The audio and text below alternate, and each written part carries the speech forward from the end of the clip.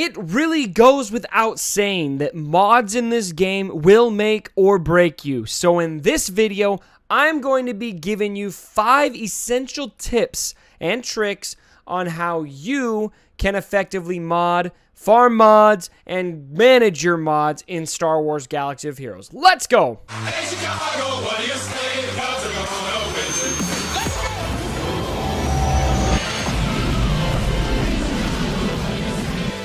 Alright, starting it off with tip number 1, and I am putting this first because this is the most important thing to accept right now. Especially, I mean, for those of you who have been playing this game for a long time, you already know that this is essential.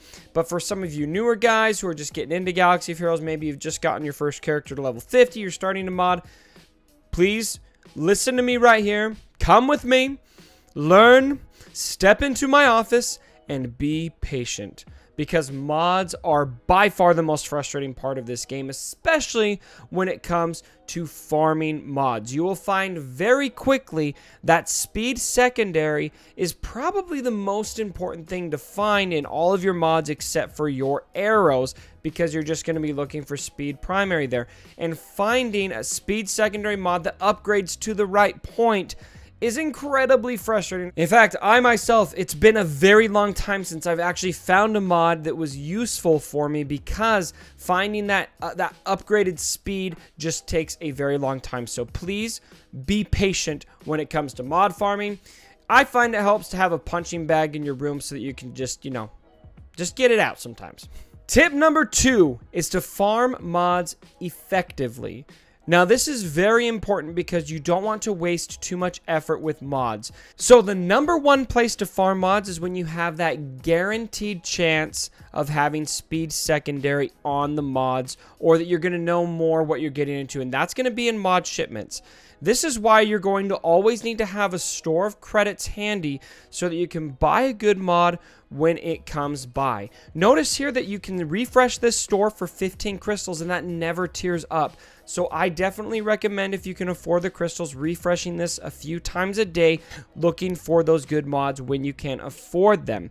I also recommend that you look for mods that have at least 5 speed secondary and good solid primary stats. There are primary stats that you may want to pass on that speed secondary for, in particular, tenacity crosses. I don't find very much use for them. Now, if you guys have found use for them, let me know in the comments. I just haven't found use for that particular mod. What I like to see is potency crosses. I like to see crit damage triangles, crit chance triangles. I really like to see anything with protection. There's going to be a lot of characters that have use for that.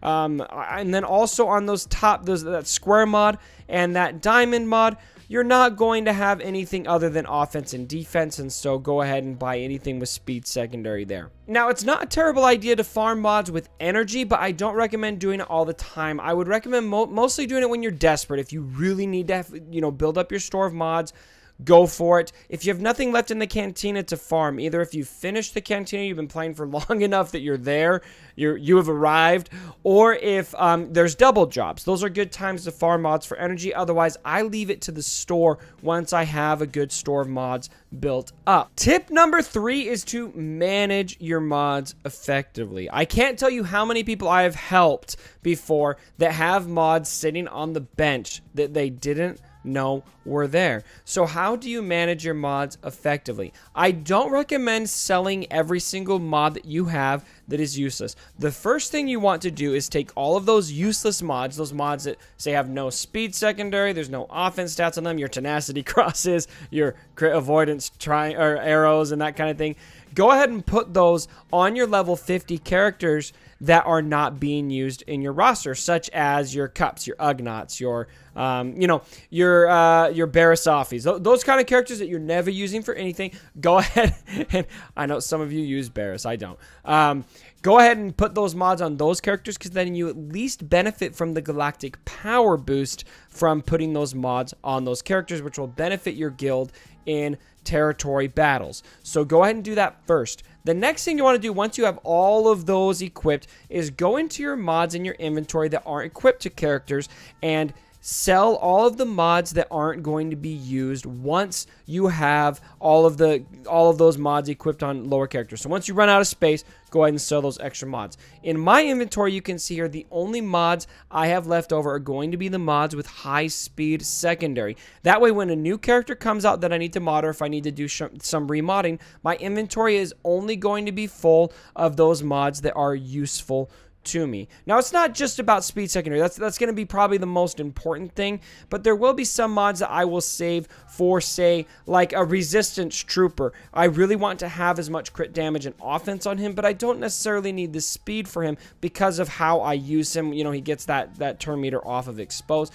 And so some of those mods you may want to hang on to that have those good offensive stats, especially the crit damage, the offense boost, that kind of thing. But for the most part, I'm just mainly looking at that speed secondary because that's going to be what 9 out of 10 characters need. Tip number 4 is to mod to your team's strengths.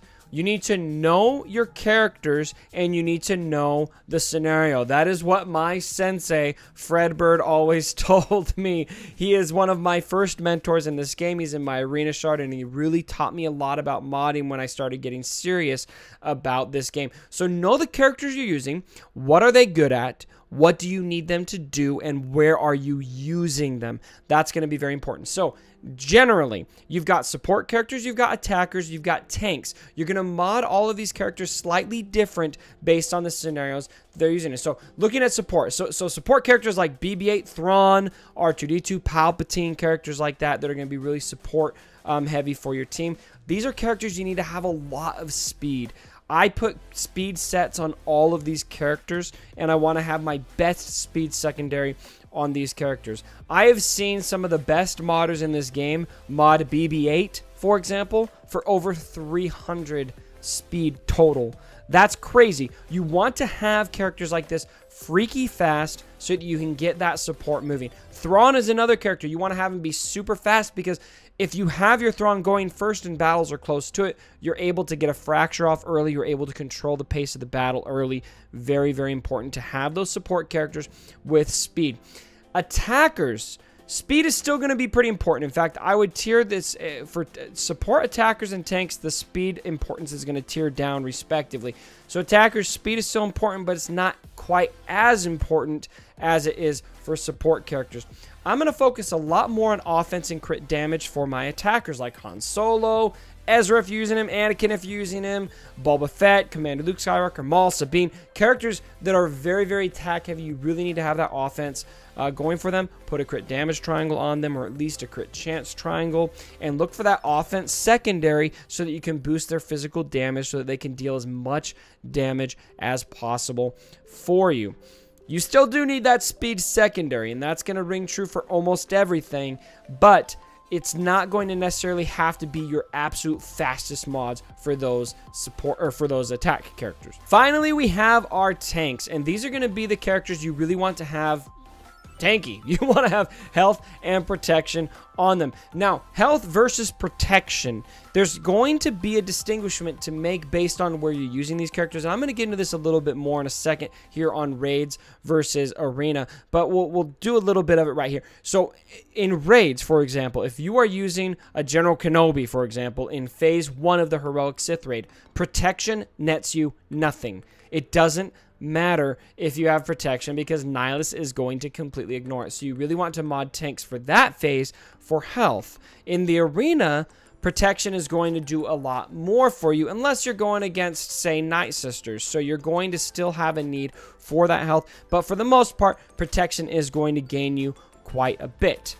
Another area you might want to use a little more health over protection is if you're running a General Kenobi Barris team, because that health bonus is going to be what really helps that team although a lot of people aren't using them anymore, so that may be a little bit of a moot point. Now, speed secondary on your tanks. For the most part, you still do want speed on them.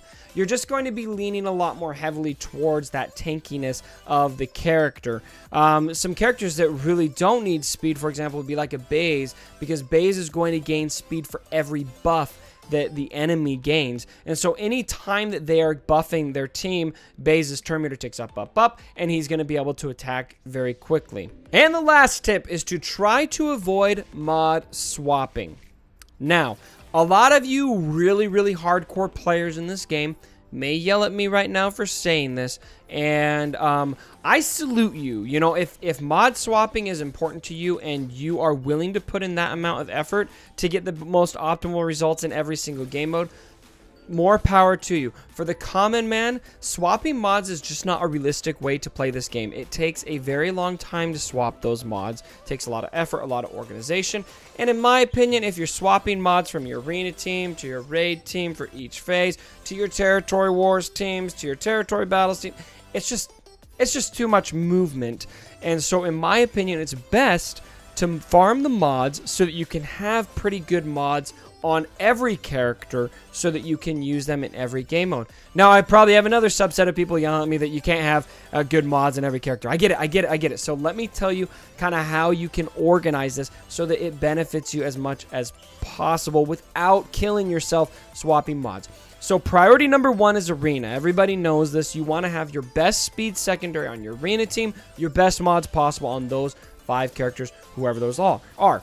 Now, looking at raids. Raids, you're going to have a little bit less priority on speed. Obviously, I'd rather have the fastest characters possible, but in raids, damage is going to be what wins out the most. And so while, yes, you do want to have some good speed secondary on your raid characters, I would prioritize quite a bit more that damage and be a little bit more willing to take hits on speed so that your characters are at least hitting super hard, even if you can't get them as fast as you wish you could. Again, know the tune, know the scenario. A good example of this is going to be Resistance Trooper. He is going to be gaining speed. He's going to be gaining turn meter for exposed enemies. You do not need to put speed on him for phase 1 of the heroic Sith raid if you are using him there.